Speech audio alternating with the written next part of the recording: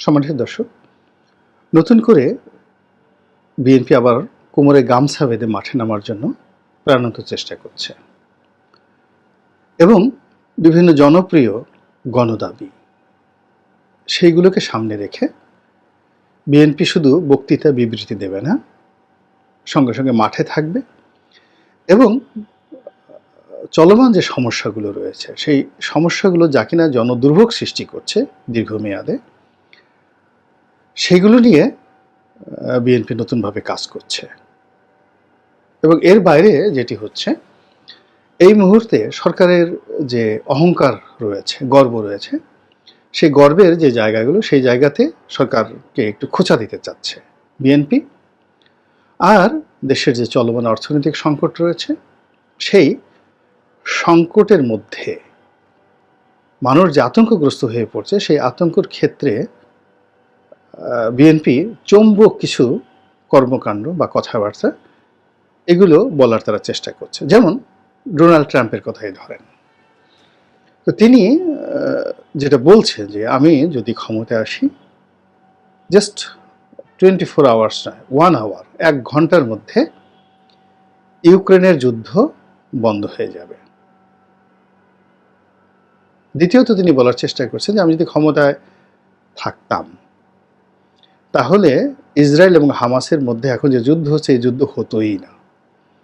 এবং অত্যন্ত কনফিডেন্টলি এবং এত বিশ্বাস নিয়ে, আত্মবিশ্বাস নিয়ে তিনি এই কথাগুলো বলেছেন যে দ্বিতীয়ত বার তাকে প্রশ্ন করার মতো সাহস সেই মার্কিন সাংবাদিকের হয়নি। একজন তাকে প্রশ্ন করেছিল যে পুতিন তো খুব খারাপ মানুষ, সে যুদ্ধ করে, মানুষ মারে। তো ডোনাল্ড ট্রাম্প বলেন আমাদের যারা পলিটিশিয়ান আমরা কি খুব ভালো? আমরা কি যুদ্ধ করিনি? আমরা কি মানুষ মারিনি? আপনি বলেন তো এটা কি উত্তর দেবেন? ফলে কি হচ্ছে, পুরো মার্কিন সমাজে ডোনাল্ড ট্রাম্পকে নিয়ে এক ধরনের উন্মাদনা তৈরি হয়ে গিয়েছে। ভদ্রলোক শেষ পর্যন্ত জয়লাভ করবেন কিনা জানি না, কিন্তু এই মুহূর্তে পুরো আমেরিকান যারা আমেরিকাকে নিয়ে খুব বেশি চিন্তা ভাবনা করে তাদের মধ্যে তিনি তার যে কথাবার্তা, আচার আচরণ সব কিছুর মধ্যে তিনি একটা অভিনব পন্থা অবলম্বন করেছেন। এর বাইরে তিনি যখন শাসন ক্ষমতায় ছিলেন সেই সময়টিতে বিশেষ করে সৌদি আরবিয়া এবং ভারতের নরেন্দ্র মোদী এবং মিস্টার পুতিন, রাশিয়ার মিস্টার পুতিন, এই রাষ্ট্রগুলোর সঙ্গে এতটা বন্ধুত্বপূর্ণ সম্পর্ক তিনি গড়ে তুলেছেন যেটি মিস্টার জো বাইডেন শত চেষ্টা করেও ভাঙতে পারছেন না। এটি আমেরিকা ভার্সেস সেই ভারত, আমেরিকা ভার্সেস সৌদি আরবের পরিবর্তে ওই সকল রাষ্ট্র অর্থাৎ সৌদি আরব, ভারত ভার্সেস ট্রাম্পের পর্যায়ে চলে গিয়েছে। তার সুন্দরী মেয়ে ইভাঙ্কা ট্রাম্প এবং তার স্মার্ট মেয়ের জামাই সেই কুশনার, এই দুজনকে তিনি এতটা ব্র্যান্ডিং করেছেন যে তারা যেখানে যাচ্ছে, তার মেয়ে এবং জামাতা যেখানে যাচ্ছে সেখানে রীতিমতো ঢল নামছে। এবং তার যে 4 নম্বর স্ত্রী সেই মেলানিয়া ট্রাম্প, তিনি তার সৌন্দর্য দ্বারা, ব্যক্তিত্ব দ্বারা, মাধুর্য দ্বারা তিনি এতটা যাকে বলা হয় মানুষকে আকর্ষণ করছেন যে সাম্প্রতিক সময় হিলারি ক্লিন্টন কিংবা বারাক ওবামার স্ত্রী মিশেল ওবামা, তাদেরকে ঘিরে যে মানুষের একটা রেসপেক্ট রয়েছে, ঠিক ইভাঙ্কাকে, ঠিক ওই মেলানিয়াকে নিয়ে ওইরকম রেসপেক্ট না থাকলেও সহানুভূতি এবং ভালোবাসার জায়গাটা হিলারিকে ছিঁড়ে গেছে। Hillary is unique due to her married smartness. আবার মানবতা, অন্য বিভিন্ন কারণে মিশেল ওবামাও রেসপেক্টেড, কিন্তু রেসপেক্ট একটা জিনিস আর ভালোবাসা আর একটা জিনিস, সহানুভূতি আর একটা জিনিস। তো ডোনাল্ড ট্রাম্পের মেয়ে এবং মেয়ের জামাই পাচ্ছে ভালোবাসা আর তার স্ত্রী পাচ্ছে সহানুভূতি, আর তিনি মানুষকে পাগলের মতো মাতাচ্ছেন। তো এই জিনিসটি, ডোনাল্ড ট্রাম্পের এই জিনিসটিকে বিএনপি আমলে নিয়েছে এবং তারাও এই চলমান ক্ষেত্রে সরকারের যে গর্ব, যেমন পদ্মা সেতু নিয়ে সরকার গর্ব করে, মেট্রো রেল নিয়ে তারা গর্ব করে, নিঃসন্দেহে দুটো গর্বের বিষয়। কিন্তু এই দুটো বিষয় নিয়ে মানুষের অভিযোগ কি? মেট্রো রেলের ভাড়া বেশি, পদ্মা সেতু টোল পারাপারের জন্য খুব বেশি ভাড়া দিতে হচ্ছে।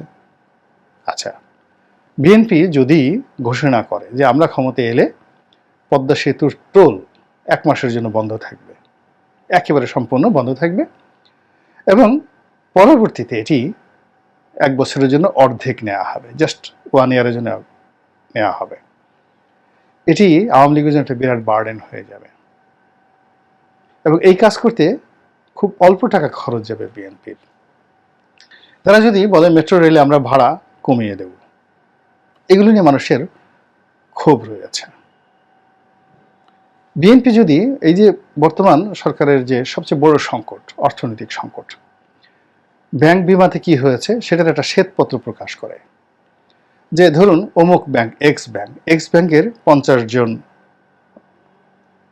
আপনার ব্যাংক মালিক রয়েছে, তো 2000 এত সনে সে 10 সনে সে ব্যাংকের শেয়ার হোল্ডার হয়েছে, তার ইনকাম ট্যাক্সের ফাইল এত ছিল, টাকা এত ছিল, আর ব্যাংক মালিক হওয়ার পর তার এই টাকা হয়েছে।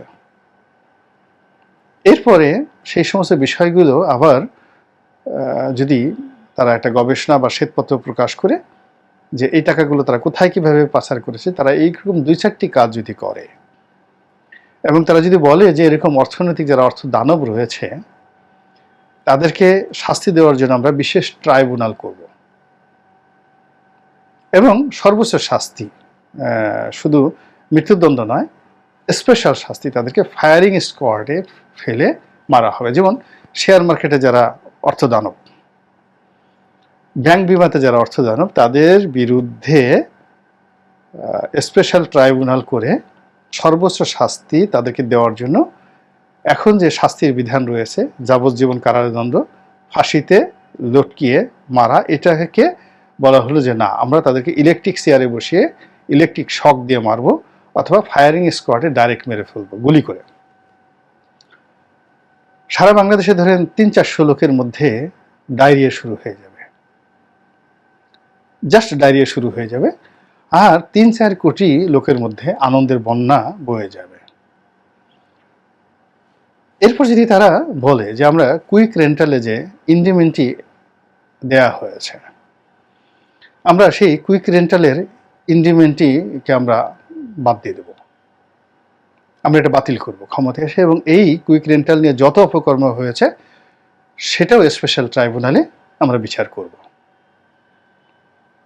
এবং এই সংক্রান্ত যারা রয়েছে তাদের স্ত্রী, পুত্র, আত্মীয় স্বজন, মামা, খালু থেকে শুরু করে সবার সম্পত্তি আমরা বাজেয়াপ্ত করব, যেখানে যেখানে তাদের টাকা গিয়েছে, এবং রাষ্ট্রীয় কোষাগারে আমরা জমা দেব। গেল বিদ্যুৎ খাত। তারপরে যদি বলা হয় যে 2014 সন, 2018 এবং 2024 সনে যে নির্বাচন হয়েছে, এই নির্বাচনে যারা সংসদ সদস্য হয়েছেন, মন্ত্রী হয়েছেন, এমপি হয়েছেন, তাদেরকে বিচারের আওতায় আনা হবে, এবং তারা রাষ্ট্র থেকে যত বেতন ভাতা নিয়েছেন সবগুলো বাজেয়াপ্ত করা হবে, যত সুযোগ সুবিধা নিয়েছেন সবগুলো ফিরিয়ে আনা হবে, এবং এই নির্বাচনগুলোর সাথে যারা জড়িত তাদেরকে সর্বোচ্চ শাস্তি দেওয়ার জন্য আইন পাশ করে বিশেষ ট্রাইব্যুনালে তাদেরকে বিচার করা হবে। আপনি দেখেন তো, এই জিনিসগুলো শুধু সংবাদ সম্মেলন করে, এই জিনিসগুলো শুধু যদি ঘোষণা দেওয়া হয়, মুহূর্তের মধ্যে তছনছ হয়ে যাবে সমস্ত কিছু। জাস্ট সাহস করে কথাগুলো শুধু বলা, আম আদমি পার্টির মতো, মালদ্বীপের মজ্জুর মতো, কিংবা নেপালের একসময় প্রচণ্ড ছিলেন বামপন্থী নেতা, প্রধানমন্ত্রী হয়েছিলেন, তিনি একভাবে খুব সাহসী ভূমিকা নিয়েছিলেন, ইমরান খানের মতো। জাস্ট ঘোষণা দাও যে আমরা এই কাজগুলো করব, বাকি কাজ জনগণ করে ফেলবে, আর বাকি কাজ যারা অপকর্ম করেছে তারা করে ফেলবে, বিএনপির কিছুই করতে হবে না। বিএনপি শুধু কমিটমেন্ট করবে যে আমি এই কাজগুলো করব। তারা যদি ঘোষণা দেয় যে বাংলাদেশের এরকম দুর্নীতিবাজ 20টি ব্যবসায়িক গ্রুপ রয়েছে যারা এই অপকর্ম করেছে, নাম না বলে, আমরা তাদের সম্পর্কে ওয়েল কনসার্ন, এই ব্যবসায়িক গ্রুপগুলো কোনো অবস্থাতেই আমরা যদি ক্ষমতা আসি আমাদের ধারে কাছে আসতে পারবে না, এদের সমস্ত অপকর্মের তদন্ত করা হবে এবং তারা যদি কোনো অন্যায় অপকর্ম করে থাকে তাহলে তাদের বিরুদ্ধে কার্যকর ব্যবস্থা নেওয়া হবে। এরকম যদি ঘোষণা যদি আসে বিএনপির পক্ষ থেকে, মুহূর্তের মধ্যে সরকারে তোলপাড় শুরু হয়ে যাবে এবং বিএনপিকে এটা অনেস্টলি এই কাজটা করতে হবে, সততার সাথে, ন্যায়পরায়ণের সাথে। এখন দেখা গেল যে একজন ব্যবসায়ী, যেটা এরশাদের পতনের পরে বিএনপি তথাকথিত কিছু দুর্নীতিবাজরা যে কাজ করেছে, তারা বিভিন্ন দুর্নীতিবাজ ব্যবসায়ীদের তালিকা প্রকাশ করবে এই কথা বলে সেই ব্যবসায়ীদের সাথে নেগোসিয়েশন করে সেখান থেকে মাল কুড়িয়ে নিয়ে দেখা যাচ্ছে যে তারা নিজেরা ধনী হয়ে গেছে। ডাকসুতে থাকা অবস্থায় যে নেতা স্যান্ডেল পরতে পারতেন না, এখন সেই নেতা দেখা গেল যে বিএনপি ক্ষমতায় এলো 92 সনের মধ্যেই সেই মার্সিডিজ বেঞ্জ গাড়ি কিনে সে চলা শুরু করে দিল। টাকার ব্রিফকেস নিয়ে সে ঘুরে এবং 2-3টা ব্রিফকেস তার গাড়িতে না থাকে তার আনন্দ হয় না, তার মন ভালো থাকে না। তো এরকম দুর্বৃত্তপনা যদি বিএনপির কিছু যারা লোক রয়েছে তারা যদি এই কাজগুলো না করে এবং জনাব তারেক রহমান সাহেব থেকে শুরু করে দলের যারা শীর্ষ নেতৃত্ব রয়েছেন তারা যদি সত্যিকার অর্থে এরকম একটি ন্যায়ভিত্তিক সমাজ গঠন করতে চান এবং ডিটারমাইন্ড হন, তাহলে সারা বাংলাদেশে আন্দোলনের একটা নতুন রূপরেখা শুরু হয়ে যাবে এবং এটি অনেকটা টনিকের মতো কাজ করবে। আমরা অনেক সময় দেখা যাচ্ছে না যে অপারেশন করি, তো অপারেশন করার জন্য অস্ত্রোপচার করতে হয়, কিন্তু অস্ত্রোপচার না করে আপনি অনেক সময় লেজার ট্রিটমেন্ট দিলেন, অনেক সময় সাউন্ড থেরাপি দিলেন, আবার অনেক সময় আপনি অ্যান্টিবায়োটিক মারলেন।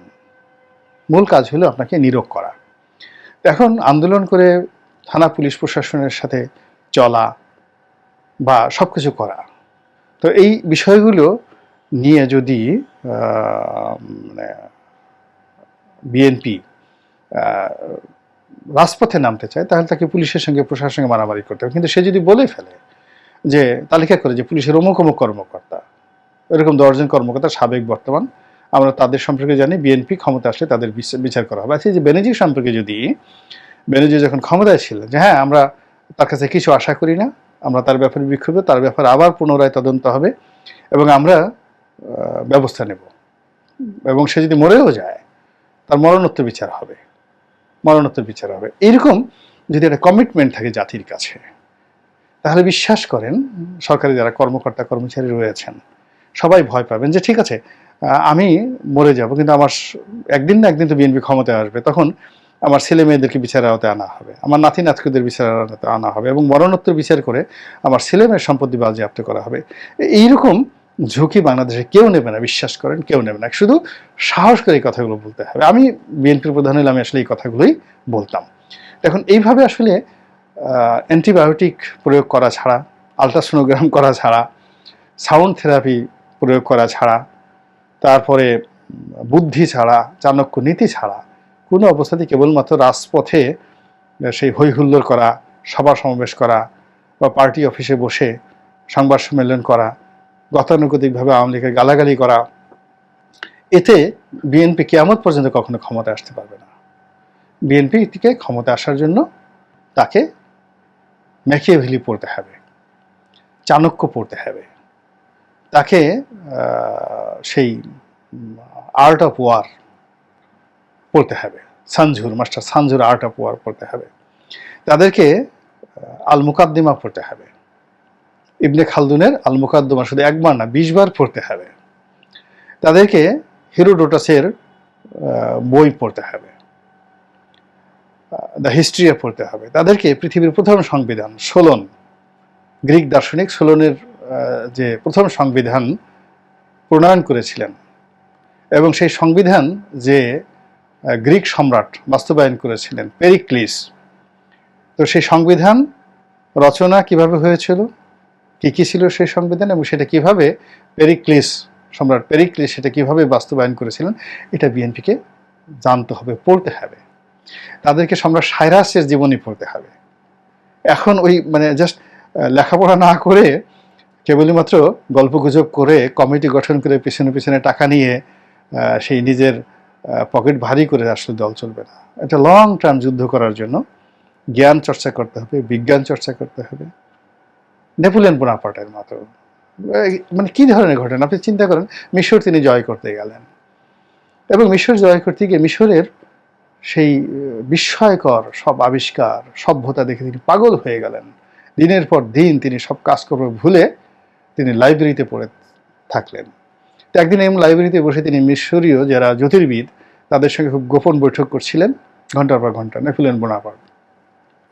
তেমন সময় তার জেনারেল এসে বলল যে আপনার নৌবাহিনীর আপনি যেটা জাহাজে করে এখন ফেরত যাবেন সেই জাহাজ সবগুলো জাহাজ ব্রিটেনের যে নৌবাহিনী তারা ভূমধ্য সাগরে পুড়িয়ে দিয়েছে। সে আপনার এখন যাওয়ার মতো একটা জাহাজও নাই, আপনি এখন কি হবে? তো বলে সো হোয়াট, যা হবার তো হয়ে গেছে, কিন্তু তার চেয়ে গুরুত্বপূর্ণ কাজ তো আমি এখন করছি। আমি ওর বুদ্ধিকে শানিত করছি। আমার বুদ্ধিটা যদি ঠিক থাকে আমি কিভাবে জাহাজ তৈরি করতে হয় এবং কিভাবে যেতে হয় আমার সেই বুদ্ধি দিয়ে আমি বের করে ফেলবো। কিন্তু ওরা যেভাবে আমার জাহাজে আগুন দিয়েছে আর তোমরা যেভাবে আমার বুদ্ধিতে আবার আগুন দেওয়ার চেষ্টা করছো, তার ফলে আমার আর এখানেই মরা লাগবে, এখান থেকে যাওয়া লাগবে না। That was the Napoleon Bonaparte. এখন বিএনপিকে সেটা বুঝতে হবে।